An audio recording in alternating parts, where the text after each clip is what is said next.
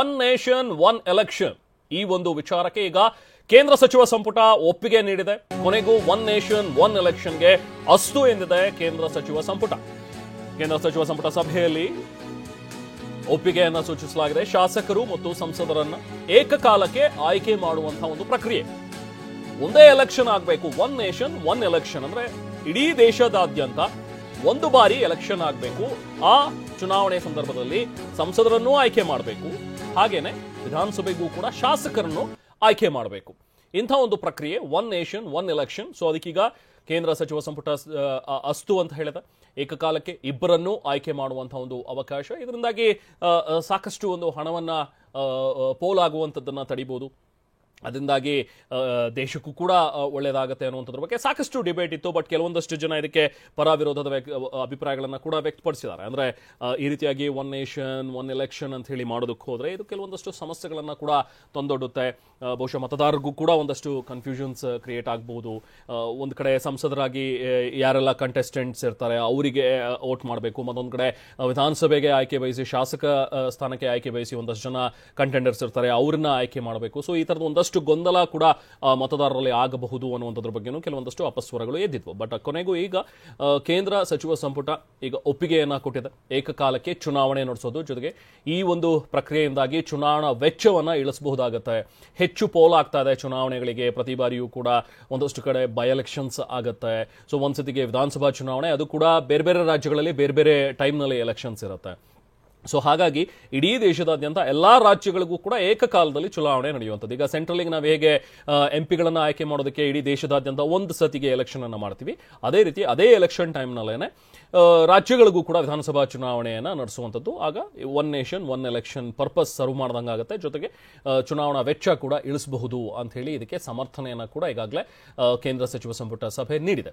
ಇನ್ನು ಮತದಾನ ಪ್ರಮಾಣ ಹೆಚ್ಚಾಗತ್ತೆ ಅನ್ನೋದು ಕೂಡ ಒಂದು ವಾದ ಇದೆ. ಯಾಕಂದ್ರೆ ಎರಡೆರಡು ಸಾರಿ ಎಲೆಕ್ಷನ್ ಇದಂತ ಸಂದರ್ಭದಲ್ಲಿ ಬಹುಶಃ ಕೆಲವೊಂದಷ್ಟು ಜನ ವೋಟಿಂಗ್ ಬರ್ತಾರೆ, ವೋಟ್ ಮಾಡೋದಕ್ಕೆ ಕೆಲವೊಂದಷ್ಟು ಜನ ಬರೋದಿಲ್ಲ.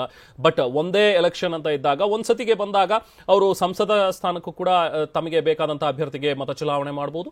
ಅದಾದ ನಂತರ ವಿಧಾನಸಭೆಗೆ ಯಾರನ್ನ ನಾವು ಶಾಸಕರಾಗಿ ಆಯ್ಕೆ ಮಾಡಬೇಕು ಅಂತ ಇರ್ತೀವಿ ಅವ್ರಿಗೂ ಕೂಡ ಅಲ್ಲೇ ವೋಟಿಂಗ್ ಮಾಡಬಹುದು. ಅಂದ್ರೆ ಒಂದು ಸತಿಗೆ ಬೂತ್ ಪೋಲಿಗೆ ಹೋದ್ರೆ, ಸೊ ಪೋಲ್ ಬೂತಿಗೆ ಹೋದ್ರೆ ಅಲ್ಲಿ ನಾವು ಎಲೆಕ್ಷನ್ ಮಾಡಬಹುದು, ವೋಟ್ ಮಾಡಬಹುದು ಅಂತ ಹೇಳಿ. ಸೊ ಸಾಕಷ್ಟು ಒಂದು ವಿರೋಧ ಕೂಡ ಇತ್ತು, ನಾನು ಆಗ್ಲೇ ಮಾತಾಡ್ತಾ ಇದ್ದೆ. ಆದ್ರೂ ಈಗ ಈ ಒನ್ ನೇಷನ್ ಒನ್ ಎಲೆಕ್ಷನ್ಗೆ ಅಸ್ತು ಹೊಂದಿದೆ. ಆದ್ರೆ ಹಲವು ಅನುಕೂಲಗಳಿವೆ ಅಂತ ಹೇಳಿ ಕೇಂದ್ರ ಇದರಲ್ಲಿ ಸಮರ್ಥನೆಯನ್ನ ಮಾಡ್ಕೊಂಡಿದೆ. ಒಂದು ಚುನಾವಣಾ ವೆಚ್ಚವನ್ನ ಇಳಿಸೋದು, ಸೊ ಇದು ಒಂದು ಸಮರ್ಥನೆ ಈಗ ಕೇಂದ್ರದಿಂದ ಬರ್ತಾ ಇರುವಂತದ್ದು. ಮತದಾನ ಪ್ರಮಾಣ ಕೂಡ ಹೆಚ್ಚಾಗತ್ತೆ ಅನ್ನುವಂಥ ಒಂದು ವಾದ ಕೂಡ ಇದೆ ಇದರಲ್ಲಿ. ನೋಡಿ, 1952, 57, 62 ಮತ್ತು 67ರಲ್ಲಿ ಈ ರೀತಿಯಾಗಿ ಒಂದೇ ಬಾರಿಗೆ ಚುನಾವಣೆ ನಡೆದಿತ್ತು. ಇದುವರೆಗೂ 4 ಸಾರಿ ಈ ತರದ ಒಂದು ಮಾದರಿಯ ಚುನಾವಣೆಯನ್ನ ನಾವು ಮಾಡಿದ್ದೀವಿ. So one election one nation one ಎಲೆಕ್ಷನ್ಗೆ ನಿಜಕ್ಕೂ ಮತದಾರರಿಂದ ಒಳ್ಳೆ ರೆಸ್ಪಾನ್ಸ್ ಸಿಗುತ್ತೆ ಅನ್ನುವಂಥದ್ರ ಬಗ್ಗೆ ಈಗ ಕೇಂದ್ರ ಸರ್ಕಾರ ಕೂಡ ತಮ್ಮ ಒಂದು ಕಾನ್ಫಿಡೆನ್ಸ್ ಅನ್ನ ತೋರಿಸಿದೆ, ಸಮರ್ಥನೆಯನ್ನ ಮಾಡ್ಕೊಳ್ತಾ ಇದೆ ಈ ಒಂದು ಪ್ರಕ್ರಿಯೆಗೆ. ಸೊ ಕಳೆದ ಬಾರಿಯೂ ಕೂಡ ಒಂದು 4 ಸರಿ ಈ ರೀತಿಯಾಗಿ ದೇಶಾದ್ಯಂತ ನಡೆದಿದೆ ಚುನಾವಣೆಗಳು. ಆ ಟೈಮ್ನಲ್ಲಿ ಎಲ್ಲವೂ ಕೂಡ ಸಕ್ಸಸ್ ಕಂಡಿದ್ದೀವಿ ಅನ್ನುವಂಥದ್ದು ಸಮರ್ಥನೆ.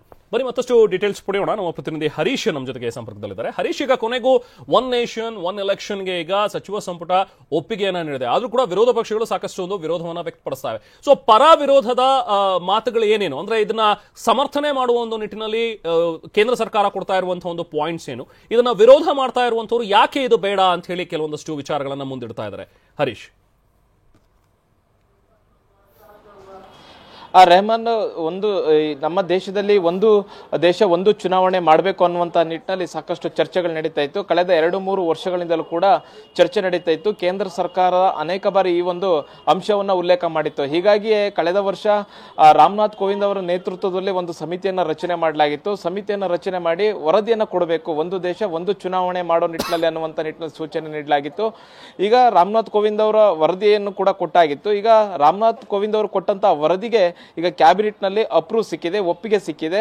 ಹೀಗಾಗಿ ಮುಂದಿನ ಲೋಕಸಭಾ ಅಧಿವೇಶನದಲ್ಲಿ, ಮುಂದಿನ ಚಳಿಗಾಲದ ಅಧಿವೇಶನದಲ್ಲಿ ಈ ಒಂದು ವರದಿಯನ್ನ ಮಂಡಿಸಿ ಒಪ್ಪಿಗೆಯನ್ನು ಪಡೆಯುವಂತಹ ಪ್ರಯತ್ನವನ್ನು ಕೂಡ ಮಾಡಲಾಗುತ್ತೆ. ಮುಖ್ಯವಾಗಿ ಒಂದು ದೇಶ ಒಂದು ಚುನಾವಣೆ ಅಂತಂದ್ರೆ ಲೋಕಸಭೆ ಹಾಗೂ ವಿವಿಧ ರಾಜ್ಯಗಳ ಚುನಾವಣೆಗಳನ್ನ ಒಟ್ಟಿಗೆ ಮಾಡುವಂತಹ ಒಂದು ವರದಿಯನ್ನ ಈಗಾಗಲೇ ತಯಾರಿಸಲಾಗಿದೆ. ವರದಿಯಲ್ಲಿ ಪ್ರಮುಖ ಅಂಶಗಳು ಏನು ಅನ್ನುವಂಥದ್ದು ಕೂಡ ಇನ್ನು ಬಹಿರಂಗವಾಗಿಲ್ಲ. ಆದ್ರೆ ಇವತ್ತು ಕ್ಯಾಬಿನೆಟ್ ನಲ್ಲಿ ಒಪ್ಪಿಗೆ ಸಿಕ್ಕಿದೆ. ಅಂದ್ರೆ ಎಷ್ಟು ರಾಜ್ಯಗಳು, ಎಲ್ಲಾ ರಾಜ್ಯಗಳನ್ನು ಕೂಡ ಲೋಕಸಭೆಯ ಜೊತೆಗೆ ಒಟ್ಟಿಗೆ ಚುನಾವಣೆಯನ್ನ ಮಾಡಲಾಗುತ್ತಾ ಅಥವಾ ಲೋಕಸಭೆ ಚುನಾವಣೆಗೆ ಹತ್ತಿರದಲ್ಲಿರ್ತಕ್ಕಂಥ ಕೆಲವು ರಾಜ್ಯಗಳನ್ನ ಸೇರಿಸಿ ಒಂದೇ ಸಲ ಲೋಕಸಭೆ ಚುನಾವಣೆ ಜೊತೆಗೆ ಚುನಾವಣೆಯನ್ನ ಮಾಡಲಾಗುತ್ತಾ ಅನ್ನುವಂಥದ್ರ ಬಗ್ಗೆ ಸ್ಪಷ್ಟತೆ ಇಲ್ಲ. ಆದ್ರೆ ಈಗ ಹೇಳಿರುವಂತೆ ಲೋಕಸಭೆಯ ಜೊತೆಗೆ ವಿವಿಧ ರಾಜ್ಯಗಳ ವಿಧಾನಸಭೆಯನ್ನು ಕೂಡ ಒಟ್ಟಿಗೆ ಚುನಾವಣೆ ನಡೆಸುವ ಬಗ್ಗೆ ಈ ಒಂದು ವರದಿಯಲ್ಲಿ ಒಪ್ಪಿಗೆ ಸಿಕ್ಕಿರುವಂತಹದ್ದು. ಕೇಂದ್ರ ಕ್ಯಾಬಿನೆಟ್ ಕೂಡ ಈಗ ಒಪ್ಪಿಗೆಯನ್ನು ಕೊಟ್ಟಿದೆ. ಇಲ್ಲಿ ಮುಖ್ಯವಾಗಿ ಕೇಂದ್ರ ಸರ್ಕಾರದ ವಾದ ಏನು ಅಂತಂದ್ರೆ ಚುನಾವಣೆಗಾಗಿಯೇ ಭಾರತದಲ್ಲಿ ಸಾಕಷ್ಟು ಕೋಟಿ ಹಣ ಖರ್ಚು ಮಾಡಲಾಗುತ್ತೆ, ಲಕ್ಷಾಂತರ ಕೋಟಿ ಹಣವನ್ನು ಖರ್ಚು ಮಾಡಲಾಗುತ್ತೆ.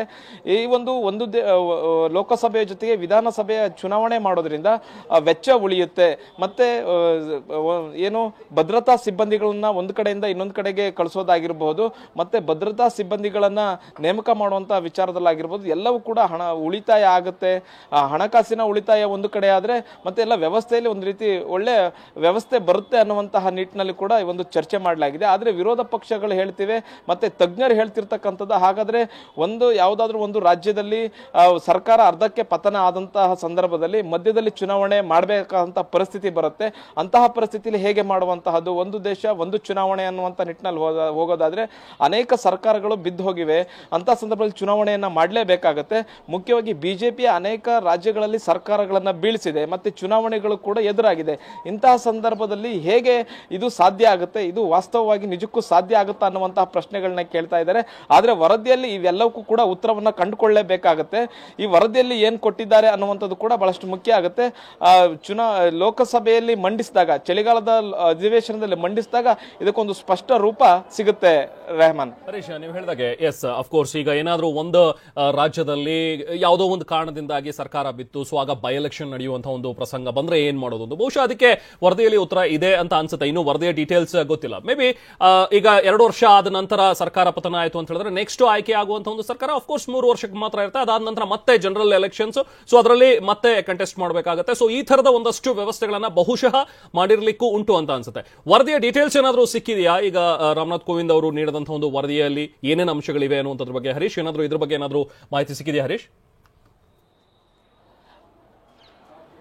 ರೆಹಮಾನ್, ಸಹಜವಾಗಿ ಯಾವ್ದಾದ್ರು ಒಂದು ಸರ್ಕಾರ ಬಿತ್ತು ಅಂತಂದ್ರೆ ಅಥವಾ ವಿಧಾನಸಭೆಯನ್ನ ವಿಸರ್ಜನೆ ಮಾಡ್ತು ಅಂತಂದ್ರೆ 6 ತಿಂಗಳ ಒಳಗಾಗಿ ಅಲ್ಲಿ ಚುನಾವಣೆ ನಡಿಬೇಕಾಗತ್ತೆ. ಅಲ್ಲಿವರೆಗೂ ರಾಷ್ಟ್ರಪತಿ ಆಡಳಿತ ಜಾರಿಯಲ್ಲಿರುತ್ತೆ. ಇಂತಹ ಸಂದರ್ಭದಲ್ಲಿ ಚುನಾವಣೆಯನ್ನ ಮಾಡಲೇಬೇಕಾಗತ್ತೆ. ಸಂವಿಧಾನದಲ್ಲೂ ಕೂಡ ಇದು ಇದೆ. ಒಂದ್ ವೇಳೆ ಅದಕ್ಕೆ ಏನಾದ್ರೂ ತಿದ್ದುಪಡಿಯನ್ನ ತರ್ತಾರ ಅನ್ನುವಂಥದ್ದು ಕೂಡ ಬಹಳಷ್ಟು ಪ್ರಮುಖವಾಗುತ್ತೆ.